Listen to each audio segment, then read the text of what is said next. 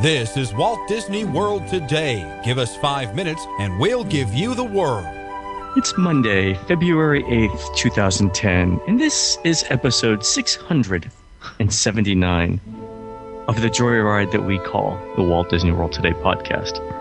I am Len Testa, your host, filling in for Matt Hotchberg, who's nowhere to be found, as usual. As usual. The things that we put up with, oy vey. Anyway, joining me on the show today is my distinguished colleague, Mr. Mike Scopa. Mr. Scopa, I'm going to dispense with any sort of humor about or any references about your age because I value the wisdom and experience you bring to this show. Mr. Tester, I must admit that you are a gentleman and a scholar. And Len, tell me, do you feel that I feel like my blood pressure is just really, really perfect tonight? And if I'm mistaken, let me check. Yes, I believe my cholesterol is low too. I'm not breaking out in hives like I normally do. but I digress. It's time for an opening, as is how I begin the show. So here is my podcast opening for tonight, and it goes something like this. I always value this part. Go ahead. It's my favorite part. Thank you. Well, thank you, Mike. It's just an honor to be with you too. It's just okay. Here we go. I've tagged him with a locator during an unauthorized field trip. Otherwise, I'd be traveling with you. The Cosby Show. That is so wonderful. It's so hard to get. Oh, Mike, please, you're making me blush. It is exquisite, although there are only a few tagging references in Walt Disney World. And since it involves tagging, I'm going with animals, so it's in the animal kingdom. I've often admired your wisdom. Thank you so much. Thank you so much. I'm going to go with dinosaur. I stand in awe of your deductive reasoning, and I congratulate you once again. And once more, I am just honored to be on the show with you. It's so pleasant today to be on the show. Thank you. It is, isn't it? And but I can't take credit for it all by myself because I actually hear the audio for that ride over and over again every day as I play it on Mouse World Radio. Thanks to our second host, Mr. Mike Newell. Len, I don't know what to say. It's a privilege, and I am so in my comfort zone right now. Did you get the wine that we sent over earlier? I did, and how did you know that was my favorite? Oh, it was just a hunch. I listen. That's what it is. You really care. It's from the heart. You do care. I wish every show was this calm and relaxed. I'm ready for a nap. Yeah. I don't think I've mispronounced anyone's names yet. We're on a streak of one here. And now I'd like to introduce our very special guest for today, a dear friend of the podcast, an exquisite writer, a talented man in general, and handsome. Author of the Hidden Mickey's Guide, you know him, you love him, Mr. Steve Barrett. How are you, Steve? Hello, guys. I'm great. And I'm bald. Bald and beautiful. It is, they say, beautiful. Yes. And speaking of age, by the way, it reminds me of an ad I just saw during the Super Bowl that showed Brett Favre getting his MVP trophy in the year 2020. The holographic thing? Yeah, in the year 2020. That was great. And he said he's still thinking about retiring. So it's hard when you're older than the players, the coaches, the referees, right. most of the fans. That was great. That was pretty funny. I think he's milking that for all it's worth. So Mr. Scopa, I believe you were the one that had the wonderful suggestion to have Mr. Barrett on today. Well, when you're thinking about how you can raise a podcast to another level, the first thing that comes to mind is Steve Barrett. See, the first thing that I was going to say that came to mind was addition by subtraction. Well, which is why Matt's not here today. But anyway, Steve Barrett, was my number 2 choice right there. Thank you. And actually, we have the best of both worlds. Yeah, really. So, Steve, here's my first question before Mike gets started. When do you find the time? Steve, you've written 800 books? I've written a number of books. I have 4 in publication now. So you've got the Hassle-Free Guide. Yes, the Hassle-Free Guide, and 3 Hidden Mickey books. Amazing. Walt Disney World, Disneyland, and the cruise ships. I'm guessing you don't watch a lot of television. Oh, I have it on in the background while I'm working. Right. Background noise. Fabulous. All right, Mr. Scopa, without further ado, please, this is your idea and it's your show. Well, the first thing I wanted to ask Steve is to since your last visit, you've released a Hidden Mickeys Go to Sea book, and it's regarding looking for hidden Mickeys on a Disney cruise, and I'd love if you could tell us how that came about. That came about after several cruises that I took on the Wonder and one cruise on the Magic, looking for hidden Mickeys. And I spent most of 2 or 3 days scouring the ship for hidden Mickey images and talking with cast members, and compiled a list, which I'd turned into an ebook initially. That was my first exploration of how to make an ebook. And my publisher was interested and wanted to turn it into a print book. So we organized it as the scavenger hunts are organized in the other Hidden Mickey books, to be an efficient walk through the ship, basically from top to bottom, looking for the hidden Mickeys on the cruise ships. So they're scavenger hunt based. There's 3 scavenger hunts: the Wonder, the Magic, and Castaway Cay. And they're efficient hunts for the hidden Mickeys. So there's not they're not just in the top deck public areas. They're actually inside the ship as well. Yes. Really? Yes. Can you give an example of one? Well, on the top deck, of course, the first one we look at is the beautiful large image on the bow that you can see from deck 10. And then as you go down, as you walk down deck 10, for example, there's a good one inside a loft. It's basically a classic Mickey image above the rear door inside that club. Really? Now on the 5th, I believe it's deck 5. There are some really compelling ones on photos in the hall there that I direct people to, and I'll mention another one of my favorite ones is in the Cadillac Lounge. It's a very small hidden Mickey and lights in a huge photographic mural behind the piano inside the lounge. Yeah, it's a night photograph of a city skyline and a tiny classic hidden Mickey and lights is on the lower part of the mural. And you're sure it's intentional? I'm not sure, but it's we're never sure because the artists rarely volunteer that information. So I have to go by the appearance. And if there's a certain look to these images that give you the impression that the artist meant it to be purposeful. Oh, great. But there's no way to really know because there's no way to get to that information unless you can talk to the artists themselves. Right. Now, sometimes the artists, by the way, come out and they can't suppress themselves and tell the world. That's totally me. And one of my favorite examples is it was on one of the discussion boards. It might have been, I forget which discussion board. It was a few years ago, but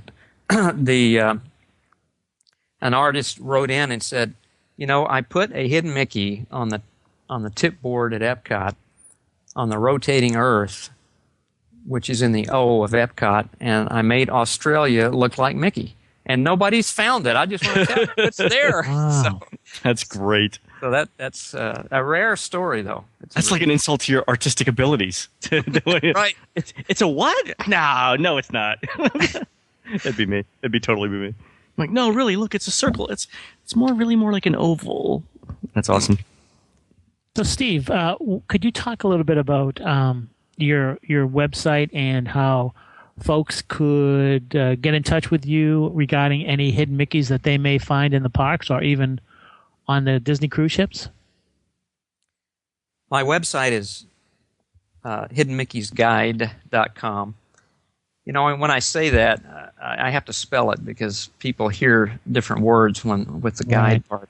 And I had to use that domain name, by the way, because somebody else had the obvious name of Hidden Mickeys.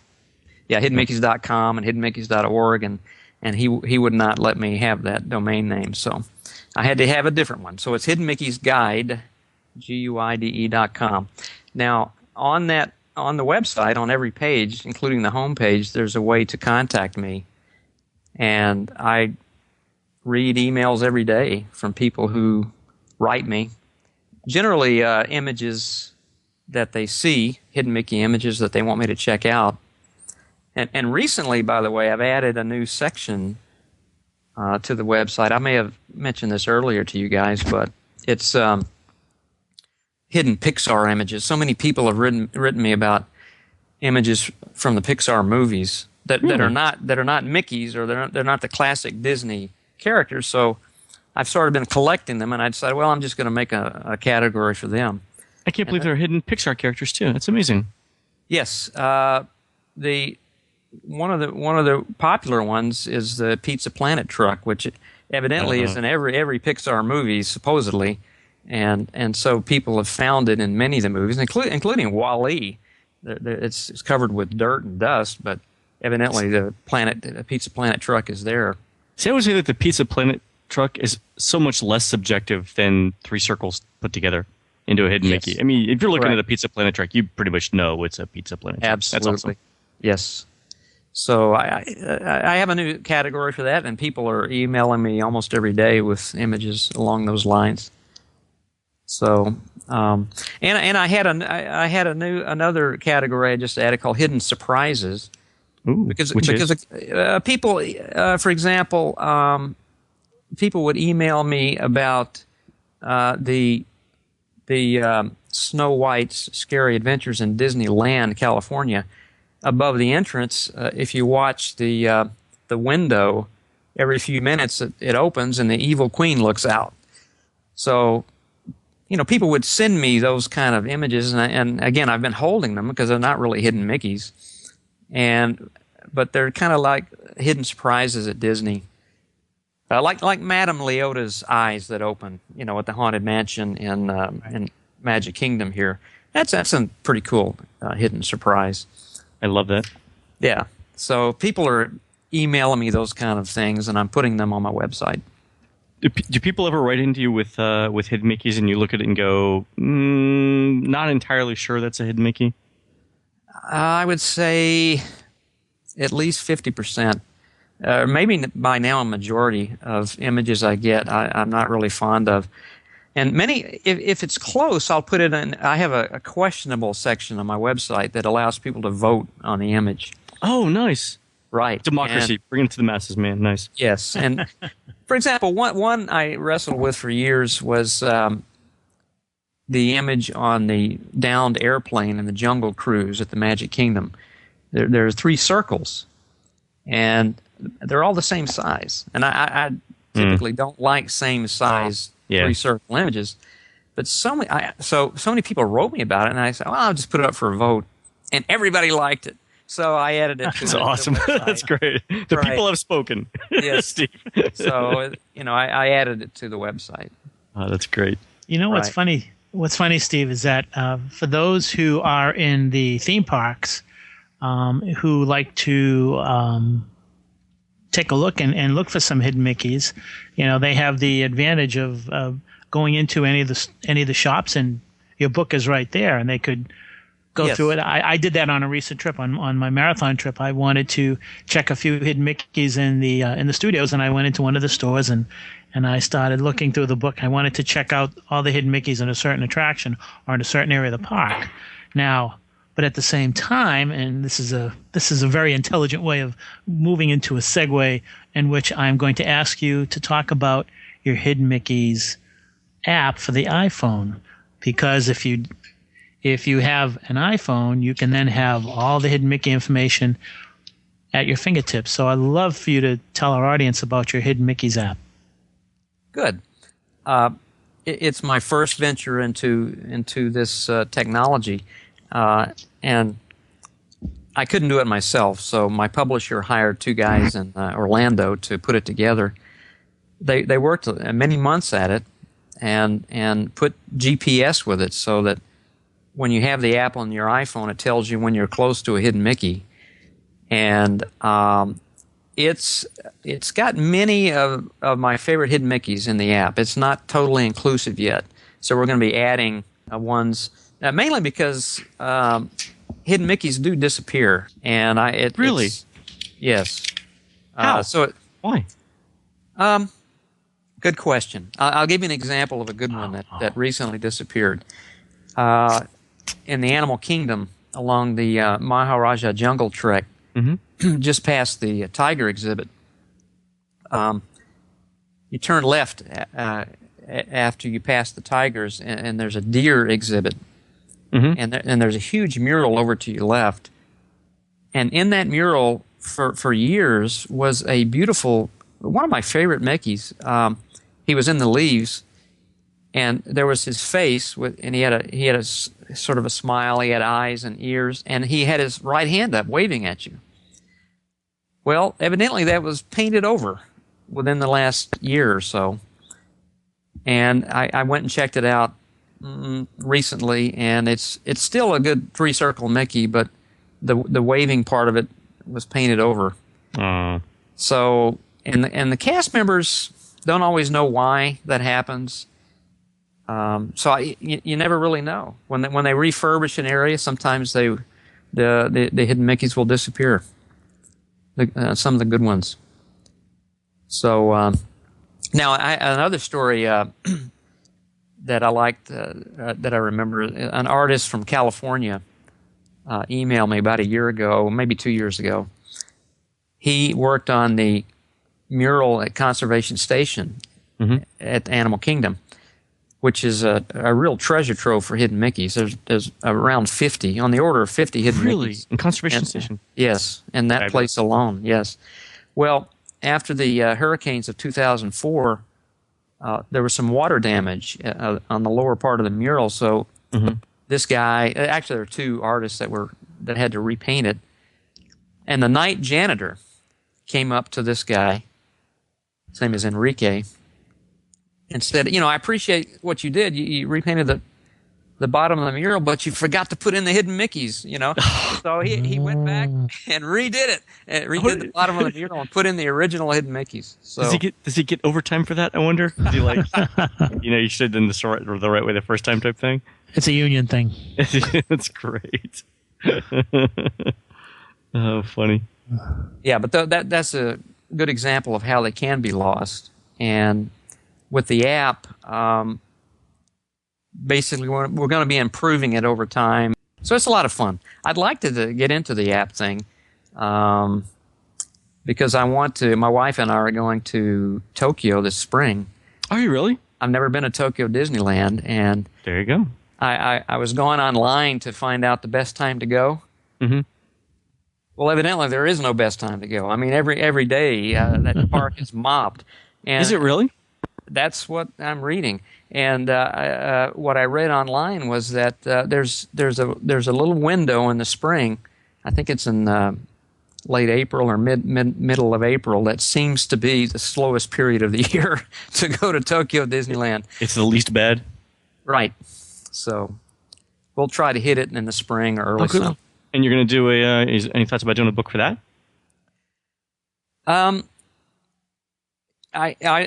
would have to. I'm thinking of doing an app for it. Oh, there you go. Yeah, try that first. I think the next book is going to be Disneyland Paris, because my publisher is interested in doing a print book for Paris. So maybe we'll do books for all the overseas parks. But again, you're getting into the language issue and translating it. Hey, Steve, before we let you go, running out of time, if you could describe in in Walt Disney World, the most difficult hidden Mickey to find? Ooh, good one. Or to visualize? I think I know which one you're going to say, but which one would you say is the hardest one to show people, to get them to see that subtle hidden Mickey? The hardest one for me to see and capture was the one on the Soarin' golf ball. And I rode Soaring a number of times because folks, even cast members, had told me about the golf ball. And if you know when to look exactly, you'll get a hint that there's a black mark on that ball. It's hard to see if it's a Mickey or not. But the third or fourth time you do Soarin', you're looking at that golf ball, all of a sudden you do see it. And I finally got a decent photo of it too. So that was one of the hardest ones for me to spot and to believe in. Now, as far as the hardest ride for me to do is Test Track, because there's so many great hidden Mickeys on that ride, and to spot every one of them on a single ride, you literally have to know exactly where to put your eyes every second, because I had to ride that ride many, many times to verify and spot the hidden Mickey. But that is a wonderful ride for hidden Mickeys. Wow. That's good to know. Really decent ones, yeah.